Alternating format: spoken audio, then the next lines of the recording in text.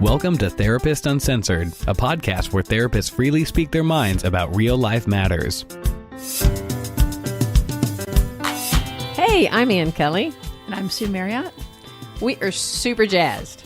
We just came back, along with our co-host, Patty Alwell, from a conference called the Podcast Movement, and we had a blast, didn't we? It was the first podcasting conference we've gone to.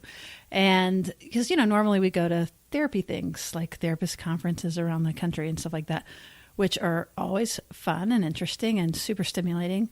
But I have to tell you guys, podcasters really know how to throw a conference and throw a party. That is so true. Honest about it all. It was just very, very different to be around all those people who are unleashed, totally unleashed. Unleashed with the they were passionate about the most obscure things. Yeah, that was the most inspiring thing, right? Like all these people, they're doing it it's a labor of love. Just like ours. Right. We're not, it's our passion that we want to get the science out, and that's, our weird thing, but other people have other really weird things. And it was so fun to be with all of these folks that were so passionate about their weird thing that they created a podcast around it. And so it's so stimulating. And it reminds me, is one thing, I think you and I think we have one of the best jobs ever, to be honest with you. I love being a therapist. Absolutely. Absolutely. And part of what I love is that you meet and get to interact deeply with some of the most interesting people. You get to have incredible movement with them in this really, really exciting way. But guess what? You don't talk about it. Yeah, that is so true. Like, you can have the best day or the worst day ever, and we don't and can't talk about it. And talk about your day. Yeah. And you feel all this passion and all this, oh my gosh, and that's it.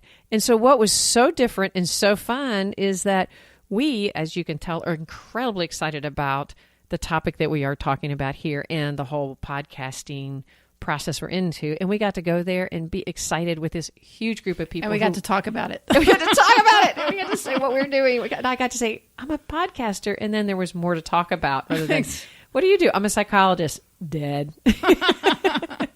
It's true. And it was super inspiring. So we have it. It's going to be really fun because we've got a whole bunch of things that we're working on behind the scenes that we can't wait to roll out for everybody. So we'll be doing that soon. Well, and, speaking of being a therapist and having experience with our clients, today's episode is going to follow up on a previous episode where we are going more deeply to talk about the therapeutic relationship itself. That's right. And, in episode 39, and I typically don't listen to our recordings after we record them because I have the cringe factor. She can't stand to hear her voice. Oh my gosh. And I'm constantly wanting to change everything that I say or that we all say. But so I just don't listen. But I did happen to hear episode 39 or part of it. And I actually really liked it. So if you haven't yet checked it out, I approve of you listening to that particular episode.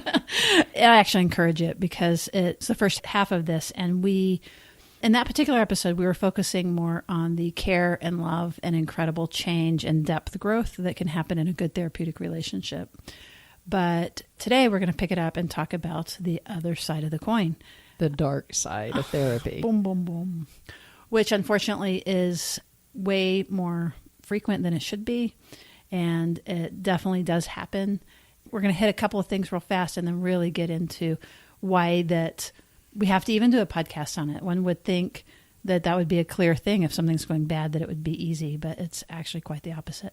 But before we do that, let's just touch base really quickly on, first, easily, there's just therapies that have been discredited, just types of therapies that have been discredited. So we're going to roll through those really fast. So just an example of that. What comes to your mind? Well, when we stop to think about conversion therapy, for instance. That is the number one, can I say evil? Therapy to stay away from. It is.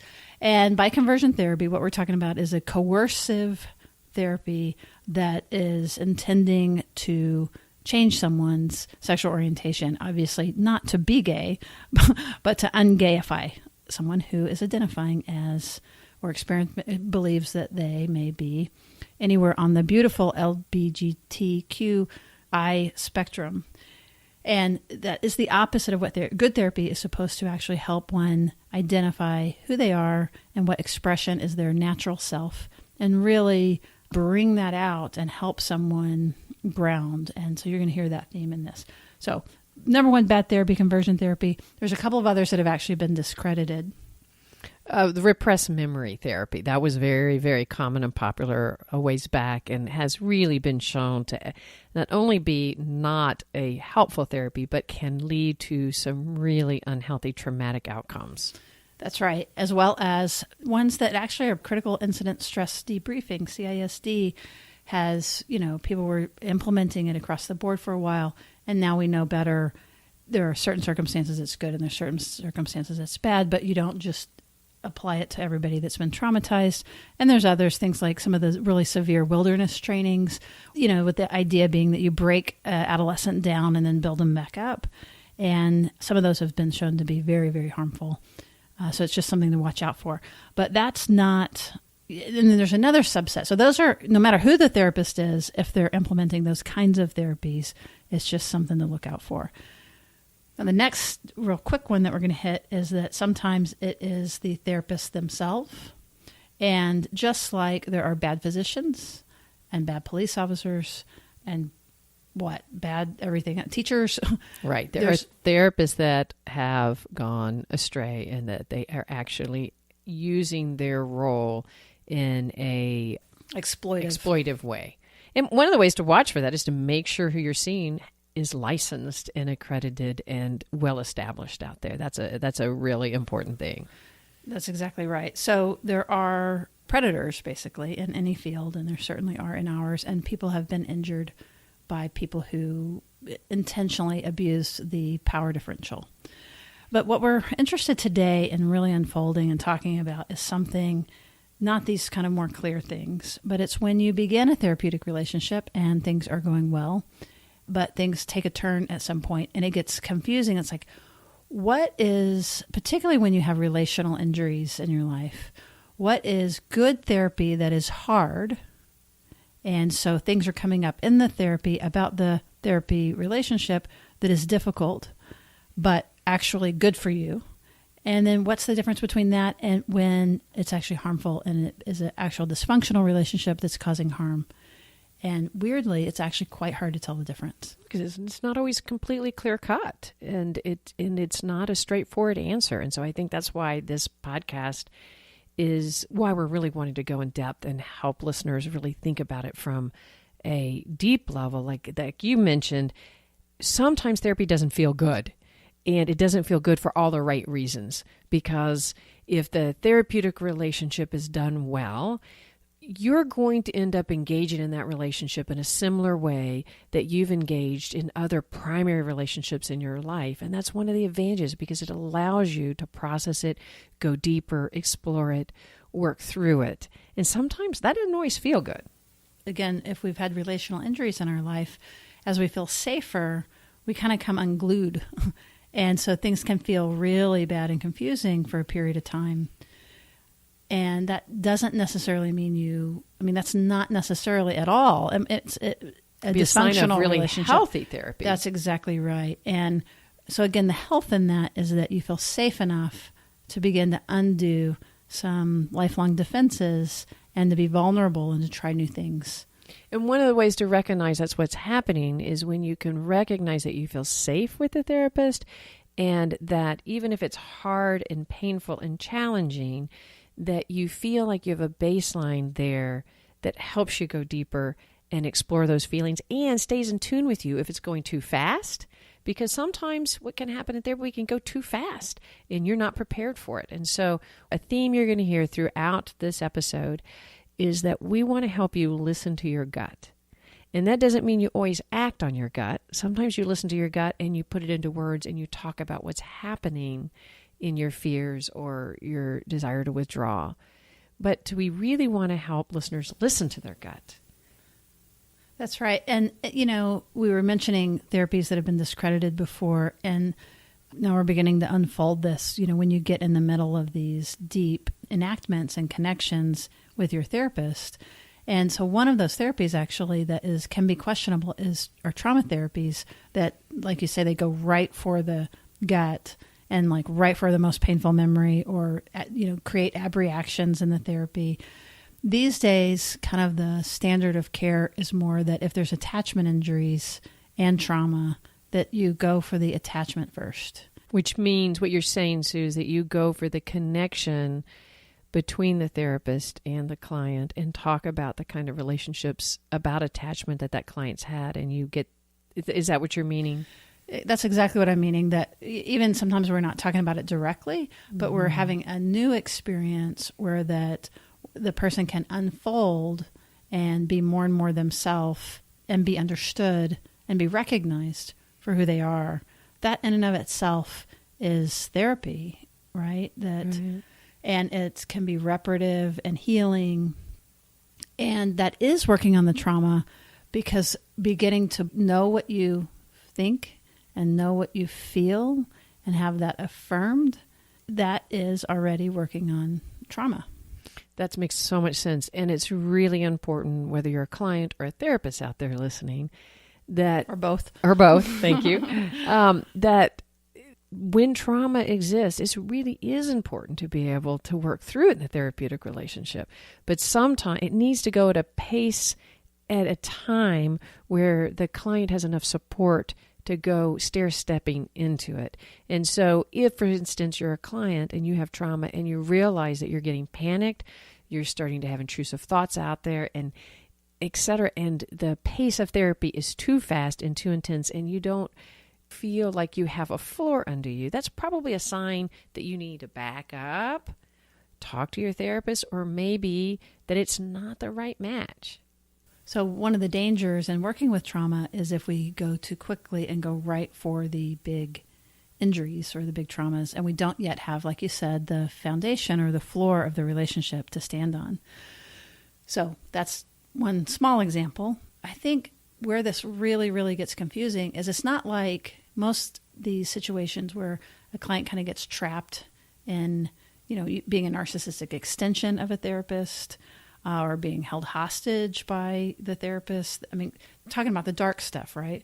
There are injuries that can happen in the therapeutic relationship that can cause lifelong damage, suicides of clients, like these things. We are in this very, very privileged position, and we are changed by the relation. Whoever we choose as our therapist, we're literally changed by them. Hopefully what we've been focusing on most is the healing and growth that can come, but there really is this dark side that can happen. I think when you're talking about the narcissistic extension, let's be more specific about that. What we're talking about is that therapists as humans have their own need, especially most of us go into this field to be helpful. And so we have to fix all of our families or whoever. To fix ourselves by fixing everybody else. That's right. And so in our desire to be helpful and our desire to be there, that is where it can be an element of our narcissistic extension to be helpful. And what can happen in a therapeutic relationship, that there's a power differential, and the client sometimes can find themselves in a need to satisfy or find approval from the therapist. And that's what you're meaning when you're saying the narcissistic extension. Yes, that is one of the things that I'm meaning for sure, that it's so easy to do a role reversal. So again, if we've had role reversals in our lives where we were the caretakers of other people, we're going to sniff out a therapist's need from 12 paces away. It'll be easy. Like the therapist need to be helpful. And you're like, yes, this is so helpful, when you're not really feeling it, but you're feeling this need to let the therapist know how helpful they're being. That's exactly right. And if the therapist is savvy, they're not going to necessarily let you do that. Right. If they are either not savvy or caught. And again, I really like, the humanity of good therapists that get caught in situations that end up to be really hurtful. With the exception of, these perpetrators or stuff, it really is not hard. Clients are encouraged to be vulnerable, to express themselves, to talk, all those things. Therapists have to, as you said earlier, we have to be tight-lipped. We're supposed to be tight-lipped. But where we can get ourselves in trouble is that if we're beginning to have really strong feelings towards a client or in response to a client's strong feelings, then we've got to have a safe place to be able to go and be very honest and vulnerable about what's happening in order to protect the client. And frequently, unfortunately, that doesn't happen in the right order. That makes a lot of sense. And maybe an example could be that I want to leave therapy. I'm a client and I want to leave therapy. And I'm either not finding it helpful, or maybe I have, but I'm just kind of done. And then you, as my therapist, could be caught in the injury of me wanting to quit.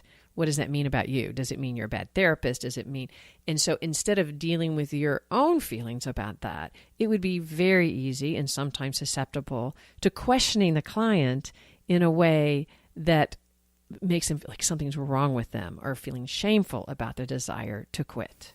That's exactly, I would even go further than narcissistic extension and say that therapists are in a position where we can hold someone hostage narcissistically. And I think leaving is a great example, Anne, that there are a lot of times that we see that a client might be fleeing therapy or needing to go, like leaving because that they don't want to deal with a particular issue. And so that is true that sometimes that happens. But if we're barring the door or making them, like you said, feel very guilty or ashamed for that, then that's already for sure a huge problem. Because either, I could, first of all, even if that's my interpretation, I think, they don't really want to leave. They're just scared to deal with this issue, let's say. Mm-hmm. One, I could be wrong. And believe it or not, therapists have unconscious, and it's not just the client that has an unconscious, it's the therapist, right? So we can always be wrong. That's right. I don't like to think about that, of course, because it is in my unconscious and I can't really access it. However, we're vulnerable to enactments and the same exact things that clients are vulnerable to. So one, we have to think we could be wrong. And then secondly, even if we're right, the whole goal, if somebody's going to wrap up therapy, is to help them feel good about it, be clear about it, and help them feel good about it so that when they leave, that they've had a good experience in therapy. And sometimes that means knowing that they're leaving for the wrong reasons, but being very supportive of their decision to do that and their boundary to do that, and affirming their right to do that. And what you're doing from that perspective is you're really laying the groundwork for them to be more empowered and maybe leave and feel too naked and realize that they haven't done something and be able to come back in either to you or to somebody else. So it's such a good point. And this is where you started with that this should seem obvious, but it's really, really not, because some of this gets acted out and the therapist is unaware. Sometimes what you're saying in our unconscious, we're unaware that we might feel like a failure when you're wanting to leave, or we might feel insecure. And so that we can evoke this sense of, wait a minute, that, look why you're wanting to leave. Look at you, look at you, look at you. And be unaware that we are, in fact, having some difficulty with that. And that can happen. And one of the ways to recognize, if you're a client, that your therapist could possibly, is if you start feeling shame or guilt, or somehow that you're letting your therapist down by leaving, because you are not there to take care of your therapist. And sometimes it's really hard to feel like you're supposed to, because that's part of our natural social inclination. And you've drawn a place where you really care about this therapist. And so, but you really feel like you've accomplished enough, for example, and you're really ready to take a break. And you want to be able to talk about that and feel good about it. Or you're uncomfortable about what's going on in the therapy and you're trying to talk to them about it, and they begin to use their power to have you question your own mind. Mm-hmm. So it's identified as resistance, or it's identified as defensiveness or aggression, or things that, not that aggression is a bad thing, but in other words, instead of the therapist taking the feedback and saying, you really feel unsafe with me, let's help you feel safer, either to leave or to stay or to talk or whatever you need to feel safe about. But if I bounce it back and like, yeah, that's your stuff, and yeah, that's because of your mother or your sister or your brother, and if I'm not able to take in the feedback, it doesn't mean I have to believe it, but I have to be able to use it. If I can use it, now we're creating more safety. If I can't use it and I'm I'm pretending like I'm a blank screen and this is all your stuff. Yeah, this is your stuff that you're leaving, right? That's right. You know that if you do this, that likely this is going to happen in your future, and somehow you all of a sudden feel like your whole life is going to drop off the edge if you leave, or you're going to lose the favor of the therapist. It needs to be able to draw to a close is really, really important. And then that therapeutic relationship can last. You could come back to it. But if your therapist all of a sudden is inserting guilt or shame or really seeing it as your deficit, that doesn't mean that they might not help you see that's a vulnerability. Things have gotten hard and it's natural that you may want to pull out. Let's talk about it. But what we want is a relationship that's safe to talk about it, and that you still feel comfortable saying, yeah, I can see that I have more, but I think I still want to wait. And that you should feel welcome to do that. That's right. And, sometimes, you were talking about therapists being unaware of their own need to help and stuff like that. I just keep going a little darker on this. I think that one of the reasons is because I have actually, even while I was already licensed, I got myself in a situation that got very confusing, even though I know all of these things. And, one part of my memory system knows all these things.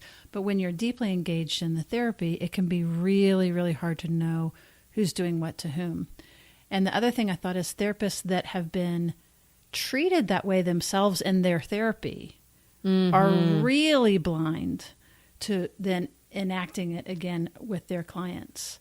Because that was the model used. And, it's lifelong therapy, or there's that interpretation that it gets flipped in a way. And again, it's not necessarily that that's wrong, but it's more where's the relationality and the interpersonal part where that we're both affecting each other. Right. So what you're saying is not necessarily wrong, but what you want to look and hope for is that it's an interpretive dialogue, and that you can feel that you're engaged in a dialogue where you still feel the freedom and to hold your sense of self and the relationship and still leave. Because being able to leave in a relationship really does reflect our ability to leave other relationships in a way that feels healthy and mutual. That's right. And being able to leave also means that we can stay. Exactly. Now I can wiggle my butt and settle right down here because we're good. That door is wide open. It actually, as we're talking about it, it's even the opposite way. We're talking about when the therapist is resistant to let you leave, but the opposite can be true too. And that sometimes we can be difficult as clients, and we're acting out difficult things, and that's healthy and normal. And so, but that doesn't make us always a pleasant individual. And sometimes we're getting really angry, etc. And if you feel all of a sudden ushered out the door by the therapist and invited, or let's say you're kind of resistant and say, fired by the therapist. Oh, that's true. A premature firing. And sometimes that happens when somebody expresses suicide feelings or thoughts. They might get diverted away too quickly out of the own fear, where they deeply instead need a safe place to talk through things. Right. Or they begin to express discomfort with the therapist. And what the health there is that, this is a two-way, I'm impacting you, you're impacting me. And so even if you think I'm the worst therapist in the entire universe, my job is to continue to help you speak about it and understand it and kind of scaffold you into a more secure place. That's why we get paid for what we do, because that's a lot to make sense of. But we're the client's hippocampus, so we have to sort of make sense of the whole thing. And if we are helping them, scaffold them to a more secure place, which means that we're affirming their reality, that we're challenging them where they need to be challenged, but it's safe enough to be able to continue to unfold, then that's all good. But yeah, these situations where that there's these abrupt terminations without processing, those can be, not always. Sometimes it's the best thing to do, but those are very, very, very rare. And the problem is when you get engaged with something that's difficult and you're the client and there's this power differential, the therapist can, as they say, therapy up and suddenly become very professional and impossible to access. And that's one of the reasons we want to be really clear about what is healthy therapy and what isn't, is that it's the client that's in the super vulnerable position. As you say that, that's a really good, as you say that, the therapy up, it reminds me also of how important we talk about the boundaries. And that is something that's very important to talk about, anything related to the dark side of therapy. There is a reason why there is important boundaries that exist in a therapeutic relationship. And most of us know them. There's no romantic relationship. There's no sexuality that develops. There's no bargaining. There's a reason why we can't barter. No barter.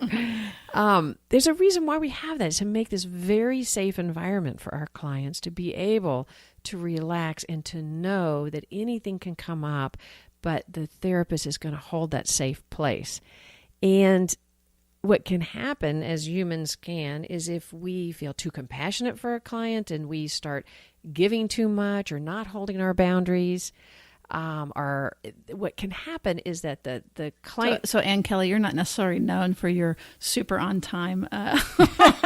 Isn't that the truth? So, not looking for perfection. But if I am working with somebody and that person particularly, I'm always willing to extend a session. That's exactly right. And I'm extending a little bit longer and a little bit longer and not charging for it. And if that boundary starts to get leaked, and it's time, it's space, maybe I start walking you out to your car, or they're just the small boundaries. And even you could be doing it innocently as a therapist. But what happens is that power differential can be completely misread. And we also are humans. We can also open up and develop feelings for our clients. And as we become unaware of that doesn't happen overnight. That happens in a process. And as we become unaware of that and we allow the boundaries to slip a little bit and slip a little bit, the progression will lead to where we've crossed over the line. And that can really be harmful to our clients in so many ways. And so to get back what you were saying about the boundarying up, one of the things that I've seen happen is as we recognize the boundaries gotten too loose, then a therapist may boundary it all up and become really clear out of anxiety. And then defensiveness. And not be able to process that with the client. And then the client is all of a sudden left with all these unsettled feelings. And that is a very painful dynamic. It's one reason why it's essential not to let the boundaries slip.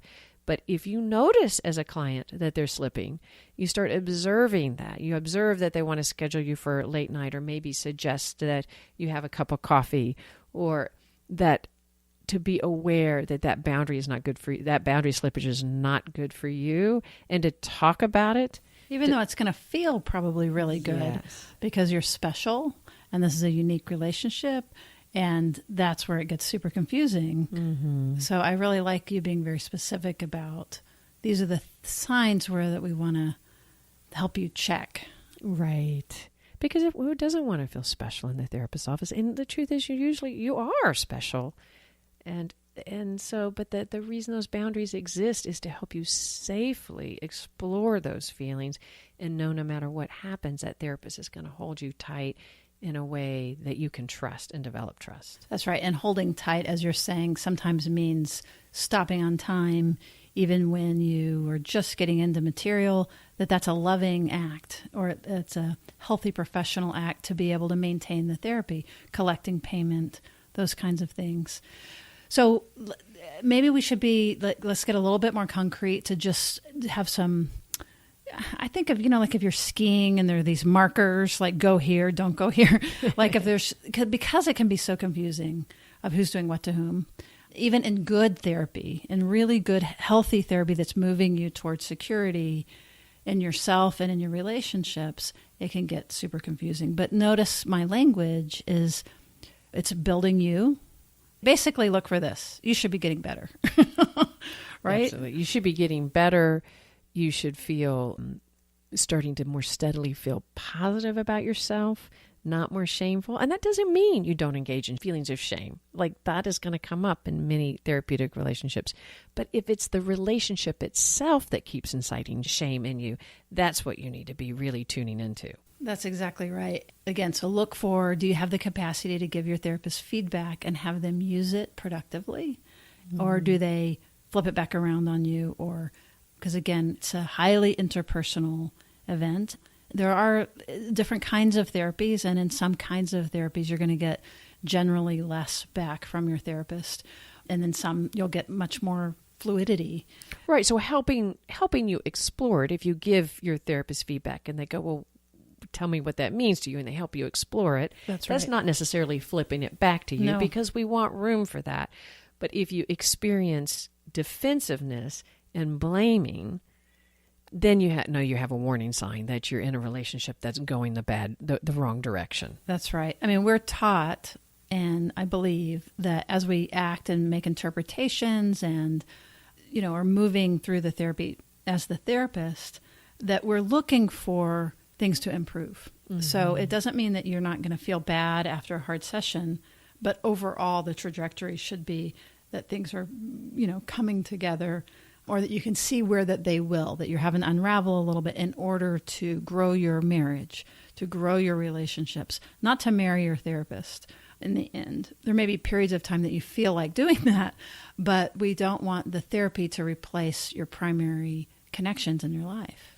Oh, that's such a good point. And speaking as a couples therapist, one of the things that I can see happens is when individuals go into individual therapy because they're having issues with their partner, it is sometimes such a risk that therapy ends up helping somebody question their partner so much that it can discredit the relationship rather than build it up.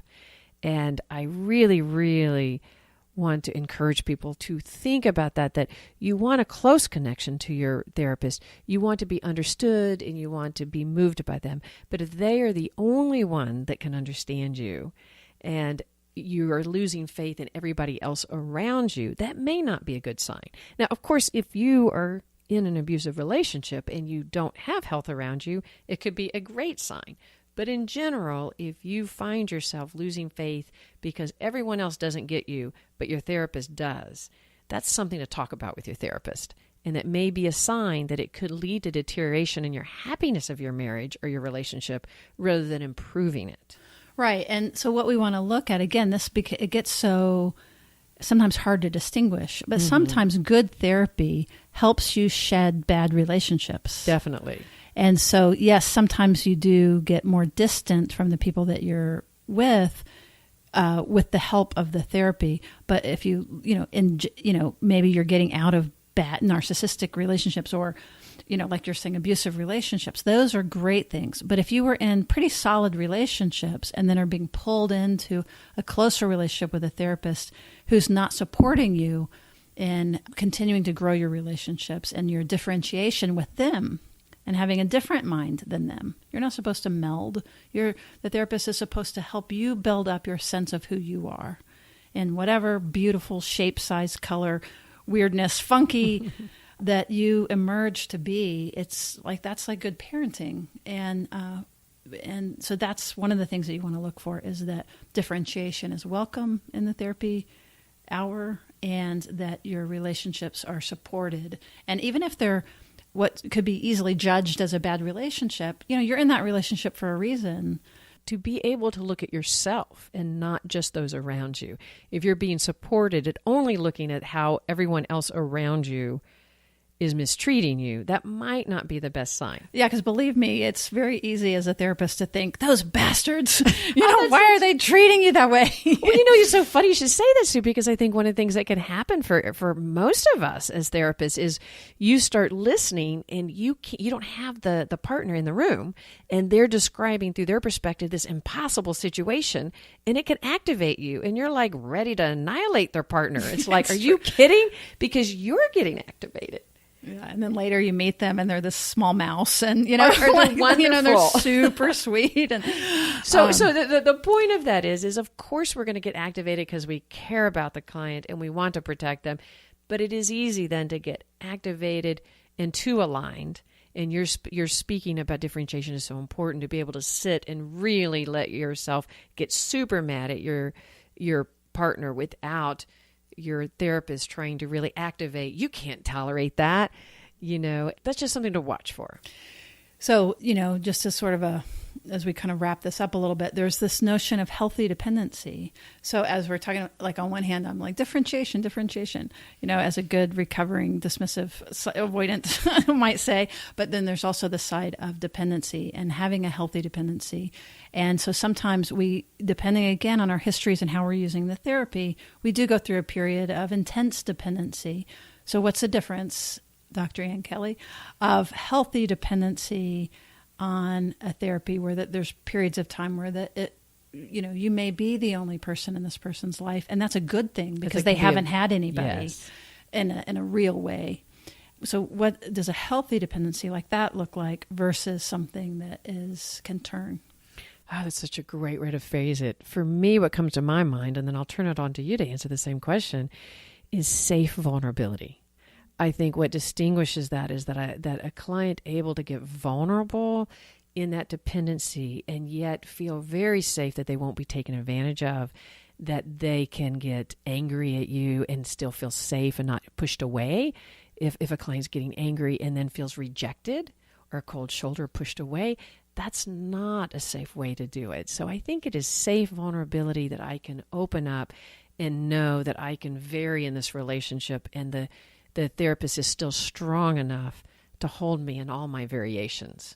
I love that. I really like that formulation. It makes me think again, not to oversell this, but about the boundaries. Yeah. Because part of what the boundaries do, even though they can be frustrating, is that they create the safety that within those boundaries, we can do anything we want, and clients fall in love, they hate, they misuse. Sometimes they feel tiny. They feel giant and proud when they can't normally. That's the magic, but it has to have the intact boundaries. And exactly what you're saying is if you're feeling safer and safer, even in feeling very young, but safer and safer and opening and growing, you've got all of our 4 thumbs up, 6, because if Patty was here, she'd be thumbs upping that too. But yeah, that if the relationship itself is becoming that problematic and you're not feeling like it's opening and healing and growing, then those are the ones where we're going to want to help you get consultation, talk to other people. You should be able to talk to other people about your therapy. That's a really important point. You're not under confidentiality. Yes. And so it's a really good, one of the suggestions in this is if you're feeling uncertain, talk to others in your life and saying, when I leave therapy, this is how I feel. And, it may be a wonderful thing because your best friend may say, well, to tell you the truth, that's exactly what you do with me. Yeah. That's going to really, really help. But if you talk to several people and they go, oh my gosh, you're not like that with anybody, then you might recognize there's something uniquely happening in that setting that doesn't feel, and it feels off. So what I said earlier is we're trying to help you tune in to your gut and to listen to your gut. Not always act on your gut, but listen and bring it up and seek support and explore it. And that may then lead to action. And that action could be that is not the right therapeutic match for you. That's right. And you don't have to go like that. If that's the case, the only thing I would say is I would really, really ask you to find another therapist. Definitely. To process what happened. Because, again, this will help prevent if it's just serial firing of therapists. That's not what we're talking about. That's something else. But if there's injury within a therapeutic relationship, then you're probably going to need help recovering from that. And there are a ton of really safe people out there that can come to understand whatever happened and really help you unfold it and do whatever's necessary. If there's actual boundary violations, you can work that out with them, but they may help you know what to do with that. Know what to do and where that you can regain a sense of safety. Because the whole point of all of this, as you can hear, and the whole podcast is creating more safety more often and depths of safety deeper so that you can continue to unfold and be yourself and be connected with other people. We're not trying to create a bunch of narcissists, but related people that have yourself and have close relationships. Really good point. All right. Well, I hope this episode has been helpful, and we will likely continue to roll out different episodes about the therapeutic relationship and what happens in the therapy hour. Because it's so, so rich. It is. It is. We just barely touch a surface, and there's so much more to talk about. And in the meantime, again, know that we are actively working on those courses. I know a whole bunch of you are signed up for the waiting list for our free course coming out soon. And we are not ignoring that. We know it deeply, and we're focusing on quality And just know that it's in process. And I think that you're going to be really happy once it comes out. All right. Thanks for listening. We would love to have you rate and review us and sign up at your most frequently used email address podcast player. There you go. Too many asks at one time. But also, we really would like, this partly came out of feedback from listeners. So let us know what you think, either on Facebook when we post it or email us back channel. We really, really are interested in your input and about this and about any other things that you'd like to hear from us about. All right. Thanks for listening. Therapist Uncensored is Ann Kelley, Patty Olwell, and Sue Marriott. This podcast is edited by Jack Anderson.